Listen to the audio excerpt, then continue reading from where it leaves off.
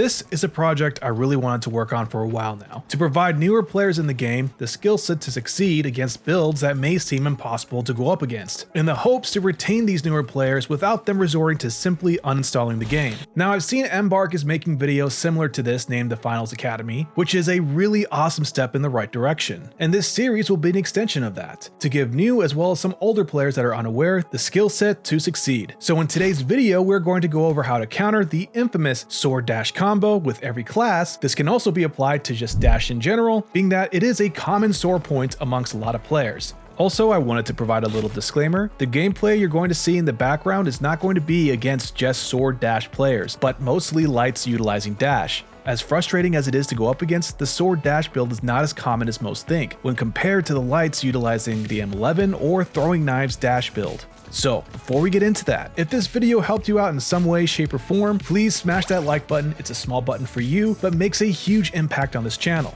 Also, subscribe for all things the finals. Let's jump into it. The sword dash build is particularly hard because of the speed the player has to track, and also having to do it at extremely close ranges. This difficulty is even compounded if the player is on controller. But even on PC, it is quite hard, because yes, we do have the ability to react faster than the target can move, but that does not necessarily mean we have the visual acuity to track it. For example, if there is a fly circling around you, it is going to be hard to track at first because you're only able to see the after image of the fly. However, with a little bit of focus, you can start to distinguish it from the surrounding environment, thus creating visual acuity. This is why I always prioritize warming up centering in my master classes, because it not only trains you to maintain that target in the center of the screen, but also warms up your visual acuity to help the player distinguish a fast, close-moving target out of the environment, thus giving them a clear target to track and shoot. So what I recommend you guys do is, rather than jumping straight into the arena, instead start in the practice range, go to the roof of the building in the range, and maintain centering on the light-moving target, while staying within a 5-meter distance. Do this non-stop for 5 minutes, just until your eyes can clearly distinguish the target from the environment and track it efficiently. I do this myself every day before I hop into the arena, and this has tremendously helped me whether I was on controller or M&K.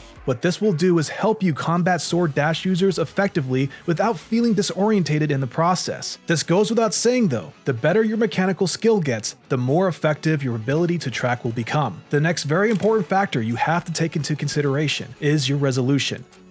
Having stretch res will provide a visually bigger target for the player to aim at. However, it is at the cost of the target moving faster at close range. I strongly recommend keeping the native resolution if possible, which is either 1920 by 1080p or 2560 by 1440p. This will somewhat slow down the perceived speed of the target and decrease the difficulty of tracking. On that same token, this logic can also be applied to FOV. Having a wider FOV will aid in being able to track targets at closer range, so I recommend increasing it as wide as possible without passing a point that affects performance. Now, both of these factors are not going to tremendously change the outcome of the engagement, and you can compensate for them by increasing your mechanical skill. But if you want to gain a slight edge, or looking to make an upgrade this year, then I have a special message from my partners at Apex Gaming PCs. If you're looking for quality, balance, and performance at a cost that won't break the bank, look no further than the Apex Bronze, packing a Radeon RX 6500 XT graphics card and a Ryzen 3 4100 4-core that will allow you this holiday to play your favorite games at 1080p with high texture settings, making performance the least of your worries. So if you want to take your gaming experience to the next level and increase the frames you get, especially for games like the finals, where performance heavily impacts the player experience, then look no further and let Apex Gaming PCs hook you up. With their affordable payment plans, as well as a standard 2-year parts and lifetime labor warranty, you can't go wrong. Also, don't forget to use my code HAZED for 10% off your purchase.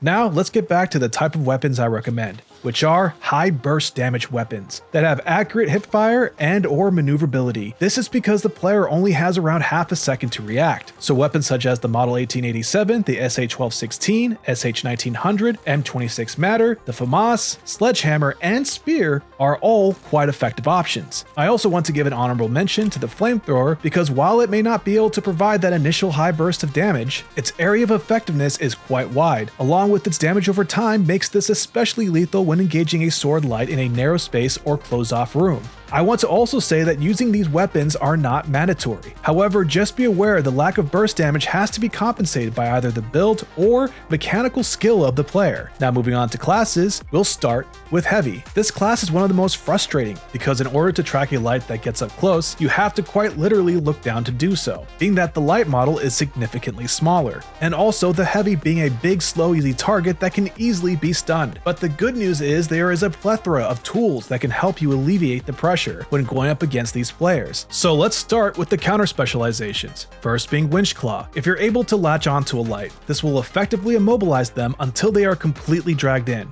and it's pretty much a guaranteed elimination, especially if you're using the SA-1216, KS-23, Akimbo, Flamethrower, Sledgehammer, or Spear. But any other weapon will do. Just remember though, it will slightly give lights more of a chance to escape. The next is Charge and Slam. Say if you already put in a little damage on the light, but they unfortunately already closed the gap, or you simply just ran out of ammo. You can use Charge and Slam as a last resort and eliminate them when they are close enough. This has worked for me more times than I can count. Sometimes I even put in a little damage, pretend to run away, and bait them into coming close, to inevitably charge and slam at a distance where there's no escape. And last but not least, we have the Goo Gun, which effectively will stop any class in their tracks, allowing you to go on the offensive with either a Sledgehammer, Spear, or Flamethrower. I chose these weapons because there's not much a light can do from the burst damage from the Spear or the Sledgehammer, or the prolonged damage a Flamethrower can provide when the target is stuck in the goo. However, when using bullet-based weapons, the goo will actually absorb some of the damage, giving them more of a chance to escape. Next, let's go over which heavy gadgets to use. Now when choosing these, we have to think about three factors. Which one of these gadgets will affect mobility, provide instant damage, or help us clearly distinguish the target from the environment? With that being said, we're going to start with the Gravity Cube.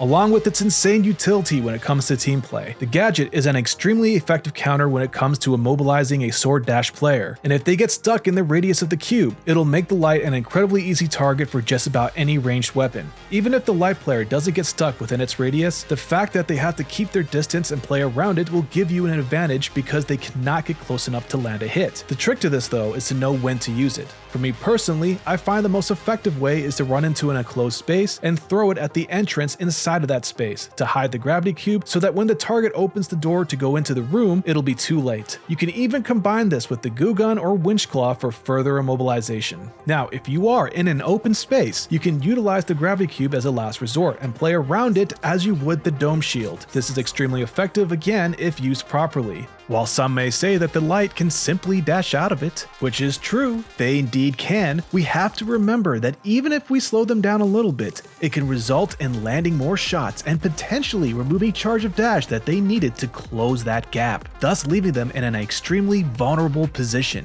Next up, we have the proximity sensor. To simply put it, this gadget will give a clear target to track, as well as give your entire team the information they need to help you take down a sword light, because one of the biggest counters for a light that likes to flank or do poke damage is a team that works together as a unit and fires together as a unit against a single target, effectively erasing them from existence. The next is Pyro Grenade. This will help you instantly close off an entrance if pursued, and if the light decides to go through the fire, a few hits from any weapon or even a charge and slam will finish the job. Next up is the Goo Grenade for the same reason the Goo Gun is effective. And last but not least, the RPG. This gadget can provide instant damage towards a light that is pursuing you, making the target an easy cleanup when they manage to close the gap. Now, I did not mention the Frag Grenade or Mines because the activation is not instant, which provides a window of opportunity for the light to close the gap and land critical hits. At best, Mines can be used for heavy as more of a deterrent rather than a direct counter. As for the Flashbang, unfortunately by the time you try to use it as a counter, the engagement radius will put you at a high risk of blinding not only the opponent but yourself. Next, we have Medium. Now, the specializations for Medium are among the best and are extremely versatile, but when it comes to directly countering the sword light, one of them is more effective than the rest. That is the Turret Gun. It not only reveals the position of your opponent, but will provide support fire to help you eliminate any target that is in its direct vicinity. This puts sword dash players at a severe disadvantage because they have to get close in order to do damage. It can also cover your back to ensure the light does not sneak up on you. However, there is one downside to this specialization, and that is the time it takes to activate, which leaves the player open for a brief period of time, and generally when you're trying to counter a player utilizing dash, every second counts. So at the moment in this sandbox, this aspect alone makes the other two specializations worth using over it, because even though they are not direct counters, the team utility of Healing Beam and Dematerializer outweigh the benefits of using Turret Gun to solely counter a sword light using dash. Now, even though the medium may not have as many gadgets that can counter sword dash, it does have one of the best direct counters. That is the Glitch Mine. This gadget has recently been buffed, increasing its effective range, and is a direct hard counter to any aggressive light player, especially ones using sword, essentially making them a defenseless target when they enter its radius. On a side note, and you can apply this to all the classes in general, preemptively grabbing a glitch barrel if you know the team you're about to challenge has a light that utilizes dash is just as effective as the Glitch Mine or Glitch Grenade that I'm about to mention later in this video. So if you see one, don't let it go to waste. Grab it and make use of it. Now, unlike the heavy class, I do recommend mines as a counter for medium, and this is because of the movement that medium is capable of with either the jump pad or zipline. This will allow the player to put distance between them and the opposing player, which will provide ample time for the mine to activate when baiting them to its location. A great player that does this on a regular basis is SanguineNights. I highly suggest you guys go check him out. He is one of the few that truly brings out the offensive capabilities of the medium class. I'll have his YouTube and Twitch linked in the bio. Other than that though, we have the Pyro and Goo Grenade for the very same reasons as the heavy class. Now for the last class we're going to cover, we have Light. The two specializations that stand out are Cloak and Dash itself. Cloak allowing you to instantly hide your location from the opponent, thus allowing the player to catch them by surprise, and Dash to match the speed of the opponent and putting more distance away from them. This will make it very hard for them to get into the range of effectiveness. That is, of course, if you're not engaging inside of a closed-off space, such as a building. However, this will give you the opportunity to counter back with movement and be the one that disorientates them instead of it being the other way around. So unfortunately, I cannot include Grappling Hook as a specialization that can directly counter Sword Dash, because while it has the potential to create even more distance than Dash, the time it takes for the specialization to recharge will make the player a sitting duck, especially in closed-off spaces. As for gadgets, Lights also have one of the best hard counters against this build, and that is the Stun Gun. This will severely inhibit the movement of the opponent for a set period of time, making them a defenseless target. Up next is the Glitch Grenade. If you know the sword light is coming, you can preemptively throw the Glitch Grenade to deactivate their abilities. However, if you do not have time to preemptively throw this grenade, simply toss it at your feet and glitch both yourself and the opponent. Regardless if you are glitched or not, the fact remains that you have a gun and they have a sword,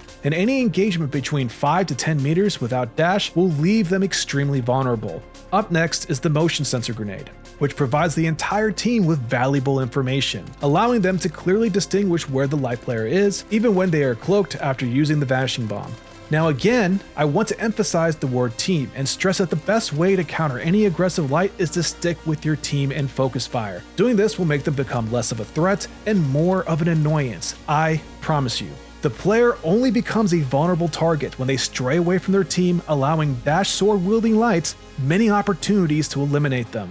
Moving on, we have both the Goo and Pyro Grenade again, for the same reasons as the last two classes, and that's about it for this video. If we have any veteran players watching this, please share the unique ways that you counter dash sword lights. Remember, sharing is caring, so let's help these rookies out and catch them up to speed so that we can all enjoy this amazing game. If you found this video helpful or think it might help somebody you know, please like, share, or subscribe. It truly helps out the channel. Peace and love, guys, and I'll see you in the arena.